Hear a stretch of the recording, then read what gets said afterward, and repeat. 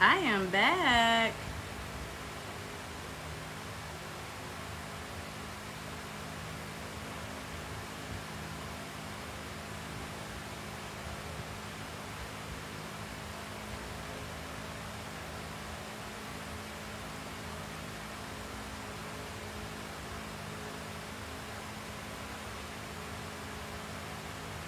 Hi everybody, I'm back.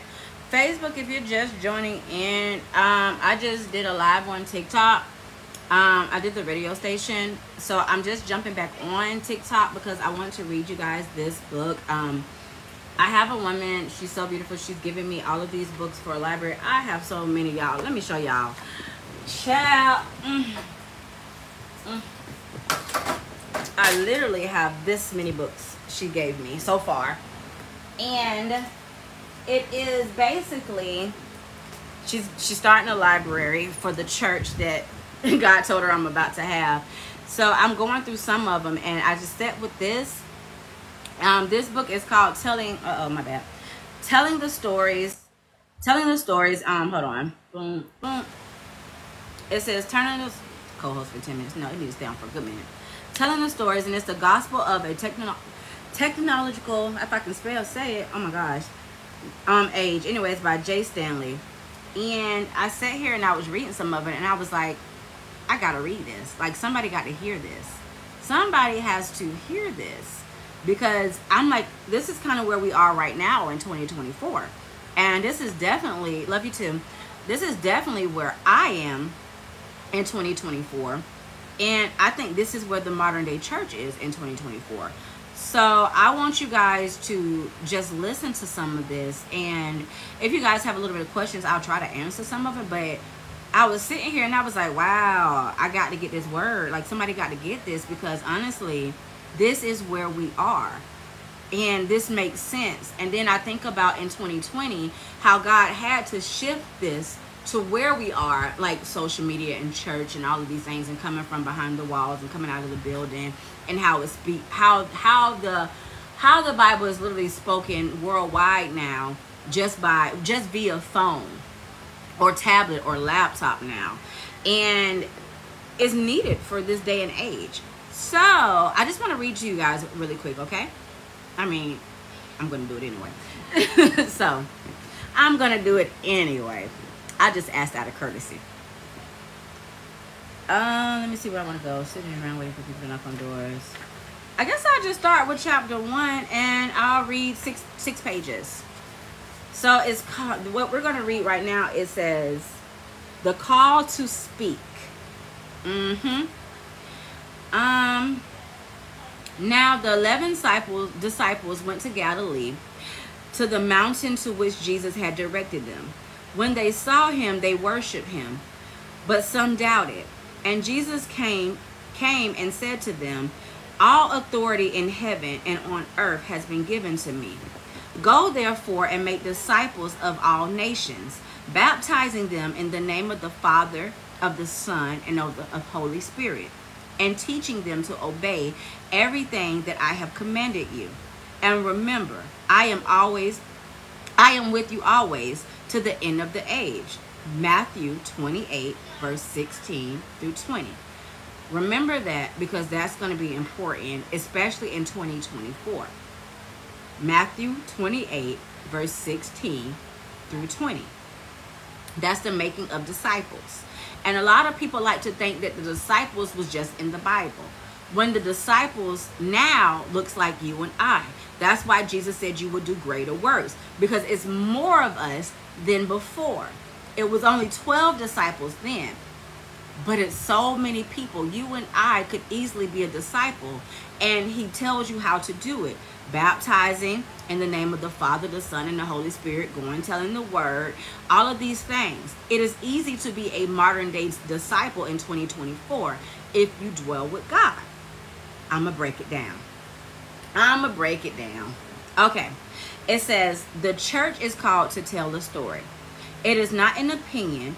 Rather, it is part of the identity of being the church. It does not matter whether we fully understand the intricacies of the story. No matter what, we are called to tell the story.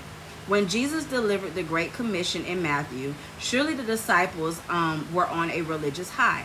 Friday and Saturday were certainly difficult days as Jesus was crucified and buried. But Sunday had arrived. Somebody say, but Sunday. But Sunday had arrived. I didn't even catch that the first time. I don't even know the date of Sunday, but I want to put the date there and wait for God and say, but Sunday. When Sunday comes, something's about to happen. I need to put, I need, as a matter of fact, she gave me this cute little thing too. I'm going to put Sunday, whatever date Sunday is, and I'm going to put but Sunday. Somebody said it's 7/14. 7 plus 7 is what? 14. 7 on 7, the month of 7. The 7th month, 7 and 7. Somebody's gonna have to say it's finished. Oh snap. I like when I get in this headspace. Y'all are just seeing me in action. Okay. Anyway, somebody's about to say it's finished. Okay. Anyway, he says, but Sunday had arrived. I just gotta put arrived too. Cause hold on, y'all. Something about to arrive on Sunday. Arrive on Sunday. Okay. The resurrection of Jesus. Something about to open up. Hold on, y'all. Hold on.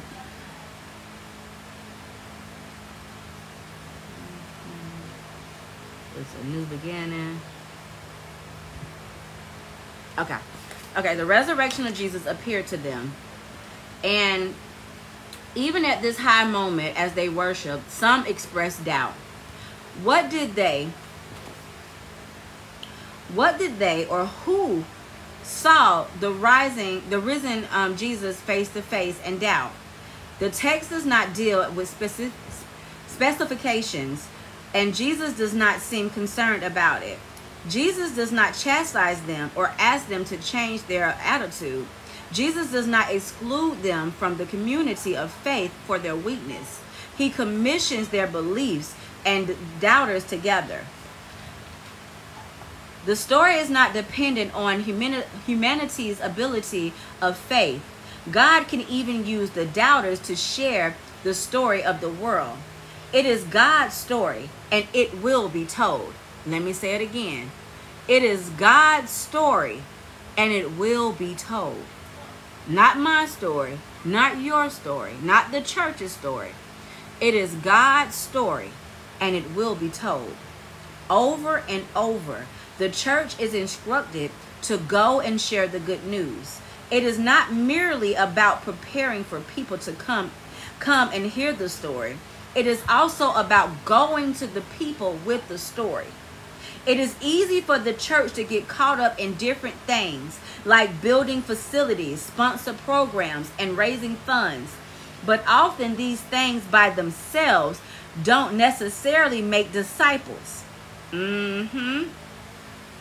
The busyness of the church can often distract the church from sharing the gospel and inviting people into living in a relationship with Christ.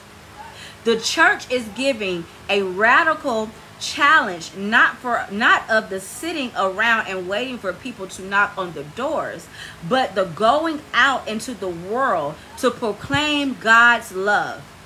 It is important to explore why the church shares the stories within the world, and the biblical perspectives of the elements of sharing will help us expand our approach to the mission. Don't shoot the messenger. Don't shoot the messenger. All right. All right, I'm about to get back in it. The call to go. The church is called to go out into the world. The church must go beyond the walls and even beyond the parking lot to proclaim the good news fully. While it is true that the church members need to hear the good news, the church must speak to those who may not know the location of the building. Child, I'm going to throw this book. I'm going to throw this book. I'm going to throw this book. Let me read that again. in case it went over somebody's ears.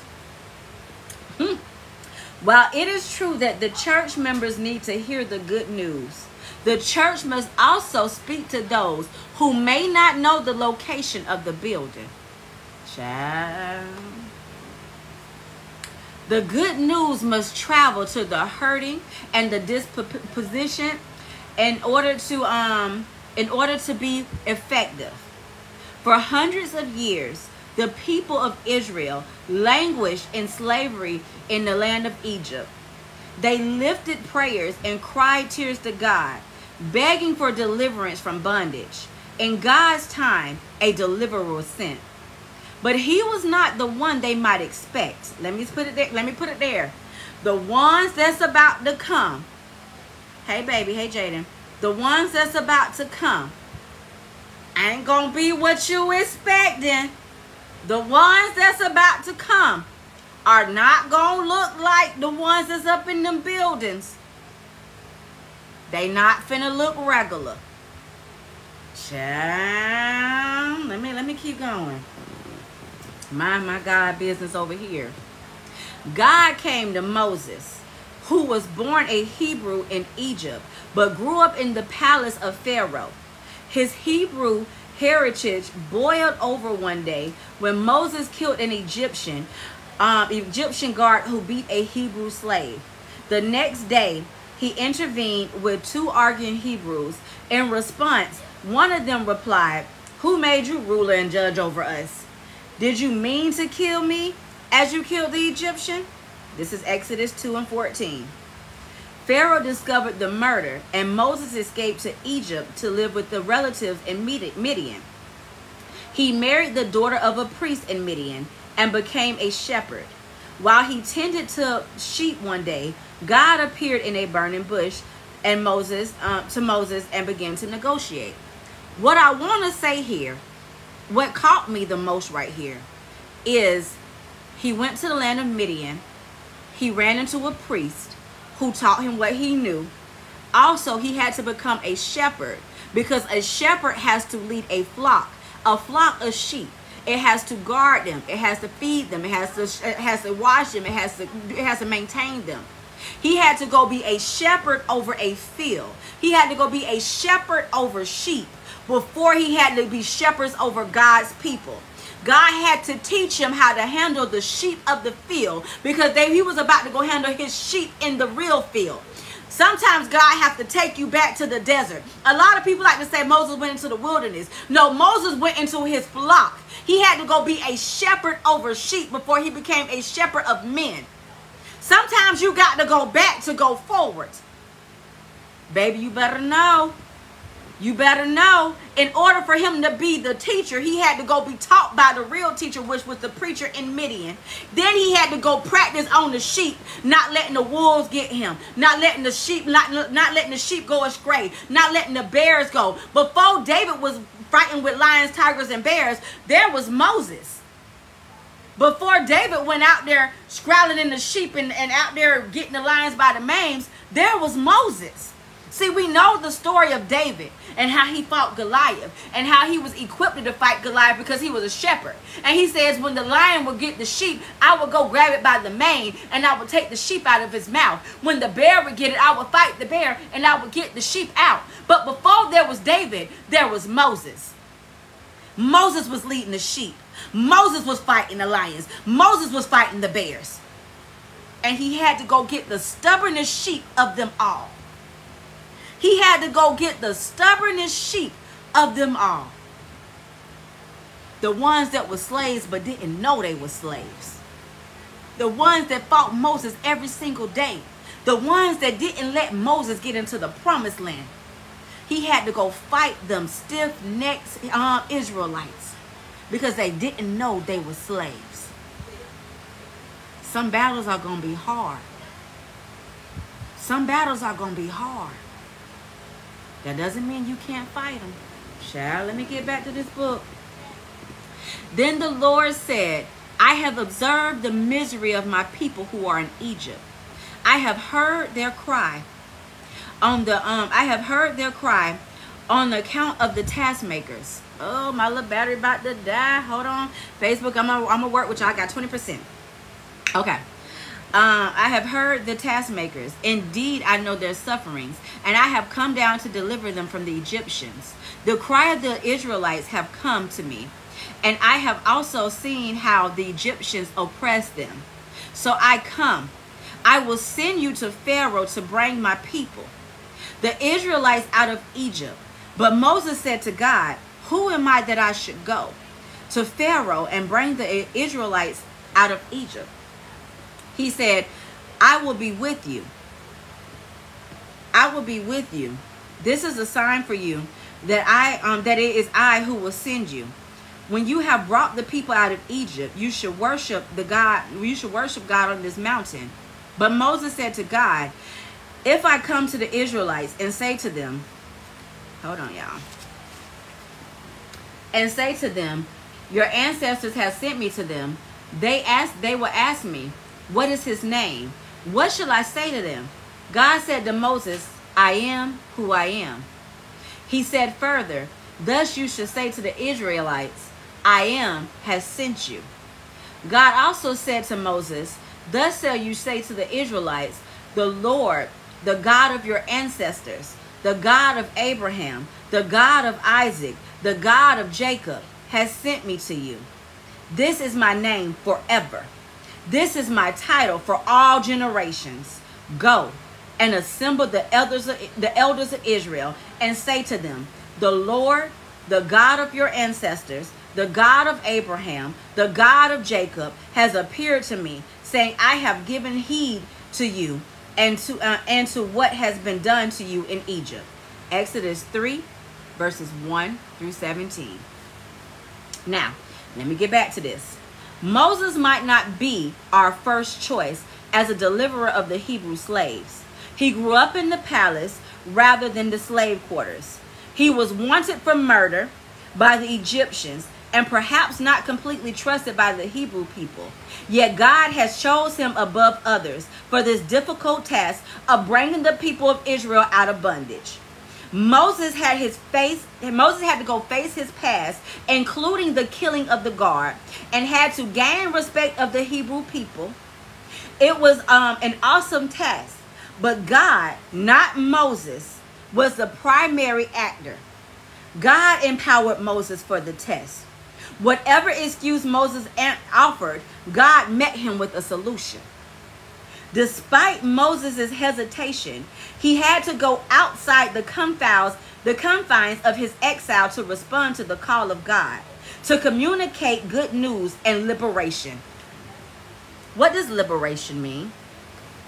Does anybody know what liberation means? And if you know it in another language, break it down in that too.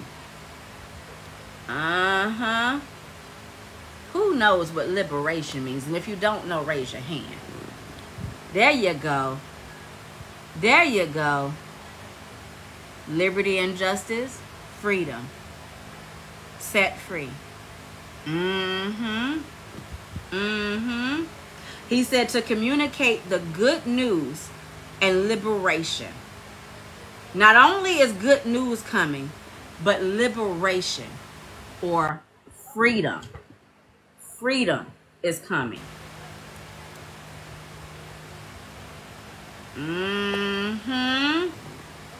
Yes.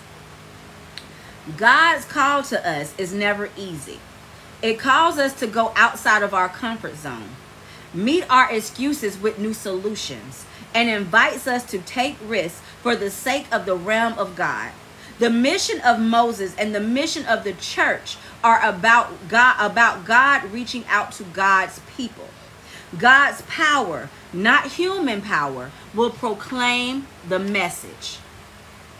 Moses could not continue to live in Midian and have any hope of freeing the people of Israel who lived in Egypt. He had to go back to Egypt where the people ate in slavery.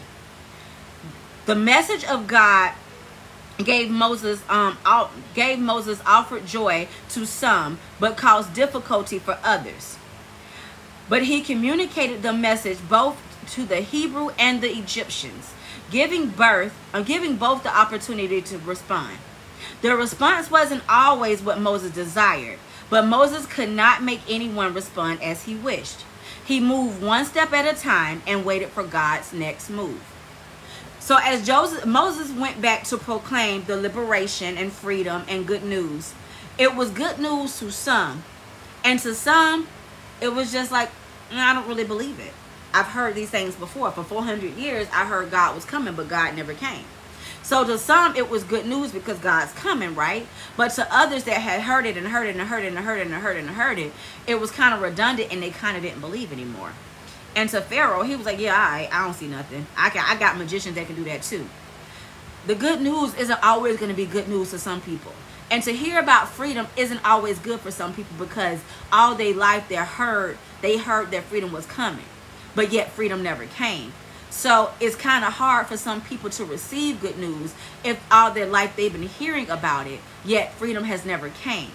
And good news has never came. They hear about, oh, the money's coming, but they've been in poverty all their lives, and their mother and their father and the great, and so it's hard for them to receive the good things that's about to come because with their eyes they don't see it. But that's what faith is. That's what faith is. Let me keep going. I love that he said that each time he waited for God's next move. Sometimes if you don't know what to do, you need to wait for God's next move. Okay. It says, as Moses could not proclaim release from the mountains in Midian to the slaves in Egypt, so the church cannot communicate the word from inside the church walls. It is certainly safer to do so, but the message and the mission are not accomplished. To communicate efficiently, one must reach out to where people are to share with them what God has done. The message of the church is joy to some and difficult to others. The response is not always what the church or God would desire. Yet, that is no excuse to stop sharing the story. In the commissioning of the disciples in Matthew, Jesus does not tell the disciple to go only when and where they will be successful, but to go into the world. The mission of the church is about being faithful of the call of God in the lives of individual people as well as in the corporate body of the church. Such faithfulness may at times seem defeating, when in actuality it is divinely victorious. Certainly the actions of Jesus in his life and on the cross reminds us of the faithful life that appears to end tragically but turn around for God. God is on the move in the world. The church is called to proclaim the story while God continues to work the word in the world. Sorry. So I want to say this and I'm getting ready to get off. One more. Fluidity of calling. The church is called to be flexible and brave enough to change with the movement of God in the world. It is easy to stay in our ruts, yet God's call on our life is fluid. Times and society alter, new communication tools develop, and of course, people change. The challenge is to remain faithful to the call to serve God and also is flexible enough to respond to the changing world. We live at a time when change comes fast.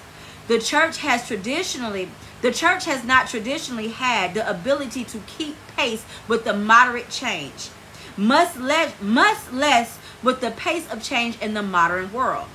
As we grow in our understanding of God and ourselves, God may call us to a different understanding, to a different task in order to explain the realm of influence in God's church. From the times of the biblical record of life in the modern era, God has called people from various careers and moved them into the ministry, i.e. a tax collector, i.e. a fisherman. The new calling does not mean the previous professions were wrong or misguided, and many people do serve God in their professions. It means they begun a new season in their lives. And with that, change came, a new mission came, and a new message came. Their previous life was not a waste of time, for their earlier life experiences influenced the way they may serve God. Come on, somebody. The church adapts to the movement of God or gets left behind. The church has to adapt to the movement of God or they will get left behind. Child. It is essential to remain flexible in understanding God. God is so vast and beyond human understanding that we can easily find ourselves either lost in God's imminence or tied to the feeble constraints of which we believe God must be. If Amos had not been willing to reimagine his life, he probably would have remained in the fields of the sheep for the rest of his life. Likewise, without the sense of change, Paul might remain a Pharisee. Jesus might remain a carpenter. Matthew might remain a tax collector. Peter might remain a fisherman. While we can serve God as a part of various professions, God sometimes has something else in mind for us. i.e., I'm in corporate America, but I'm a pastor. To be called to be open to the movement of the Spirit of God in our lives and in the world. This relates to how the church communicates the gospel. What worked in one particular area might be inadequate for the next. In order for the people to hear it, we must interpret the message of the gospel in ways to make sense to the world which we live in. The church is called to share the gospel message and to be effective. The church has to find meaningful ways for the culture and society to hear and respond to the presence of God in the world. The church must be really willing to reimagine its path and follow God's new direction. Child, I'm going to leave it right there. I am headed to Texas to something I've never done. I am renting out a building which I cannot afford. I am booking plane tickets for not only myself, but for the people coming.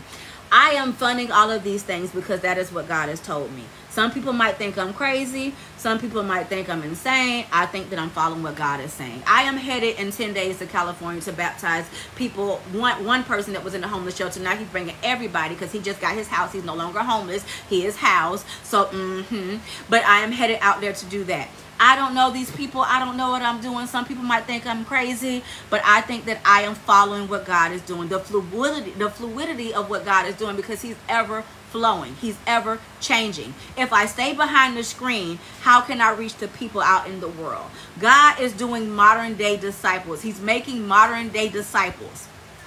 You either get with it or you get left behind. I have no idea what I'm doing. I can't afford what I'm doing, but I'm listening to God because he is my provider. And if I believe that is what he is, and that is what he is, that is what he is.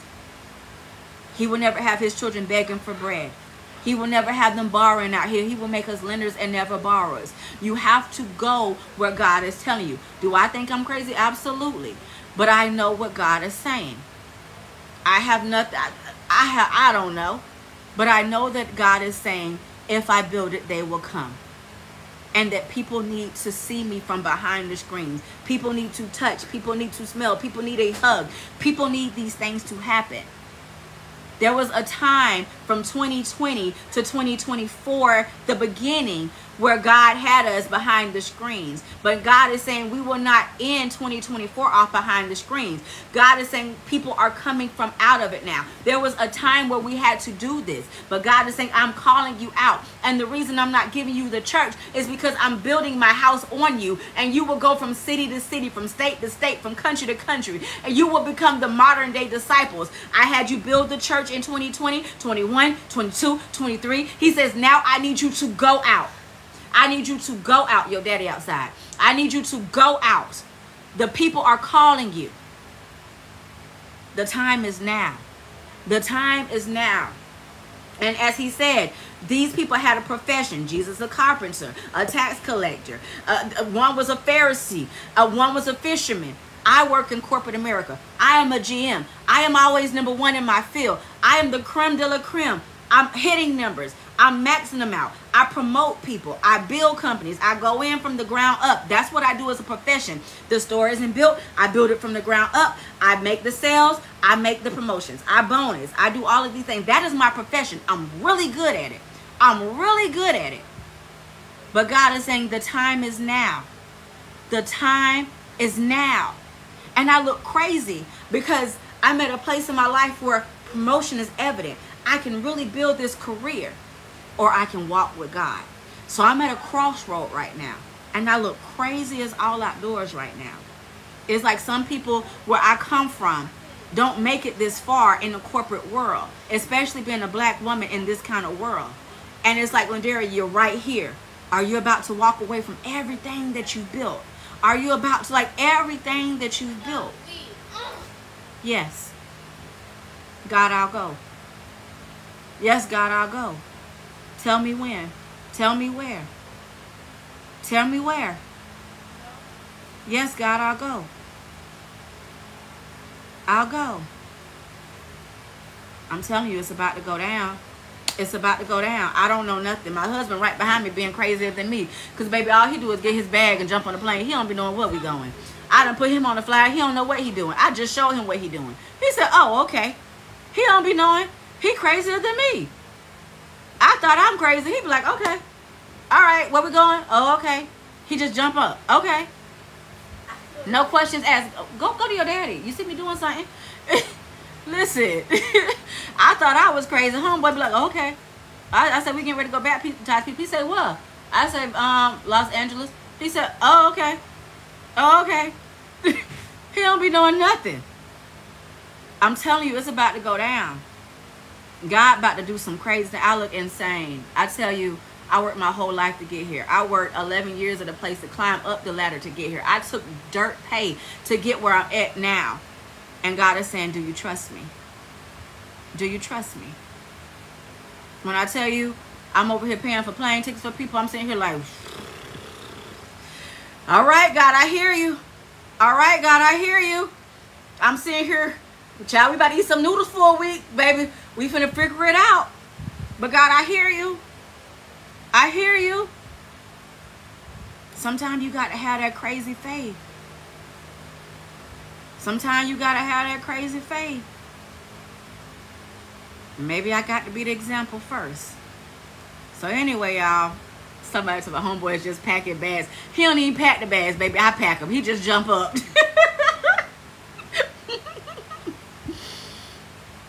It's crazy. But God, I'll look crazy for you. I don't care. It's about to go down. So in 10 days, I'll be in Los Angeles. And what, less than 30 days, I'll be in Texas. And who knows where I'll be from there. I don't know. It's wherever God is calling me. God, where you lead, I'm going to follow.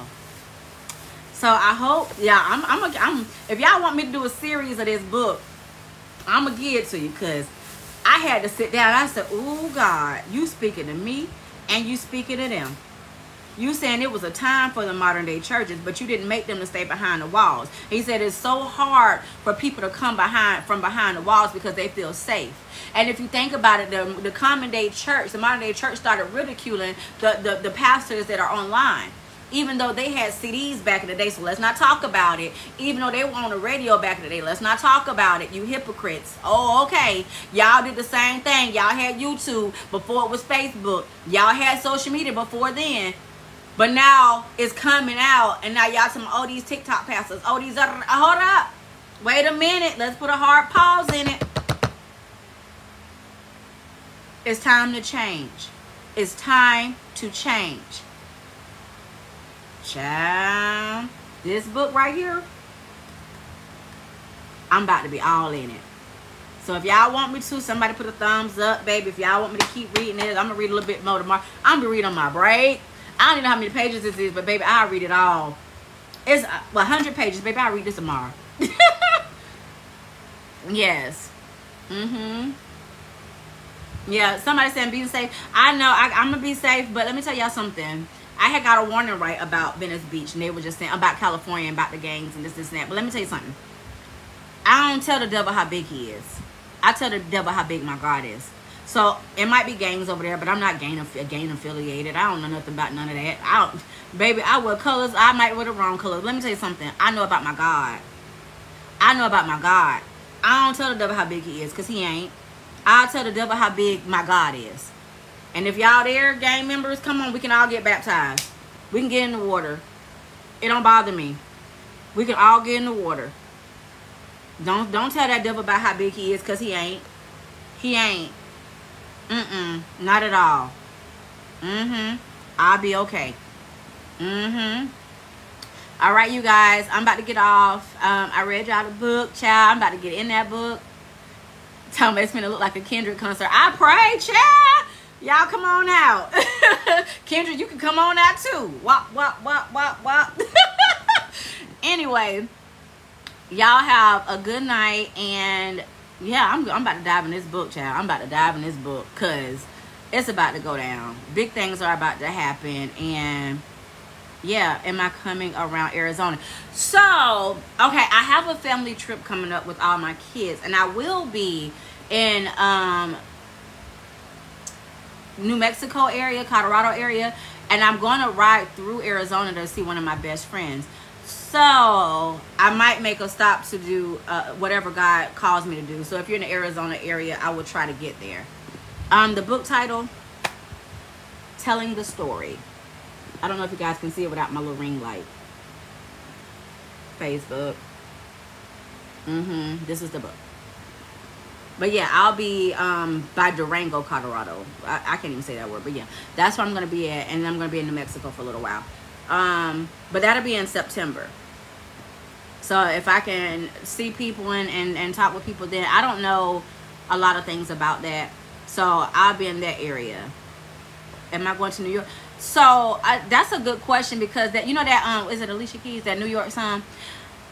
It played one moment, and I was at work one day, and I was like, uh-oh, God, you getting ready to call me New York. I actually was in Buffalo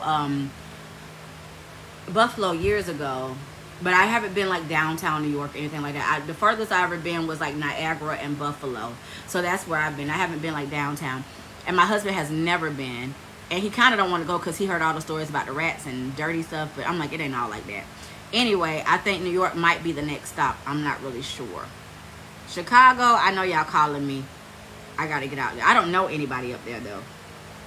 At all. So I'll be just like, and I don't know like the bad areas and like where to get a hotel at and where not to get a hotel at. I'll go to the areas, but I don't want to stay in the bad areas. So I have to find out. Anyway, let me see.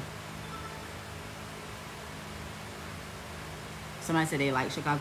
I don't know anything about it at all.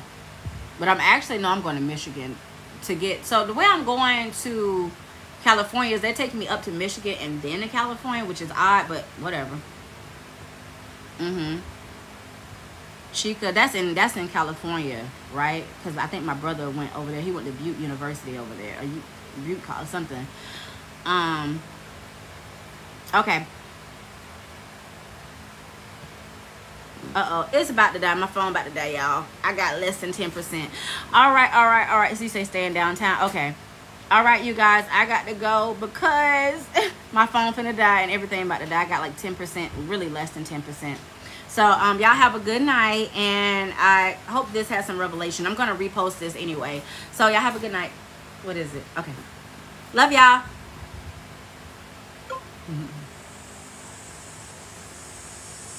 Uh-oh, TikTok.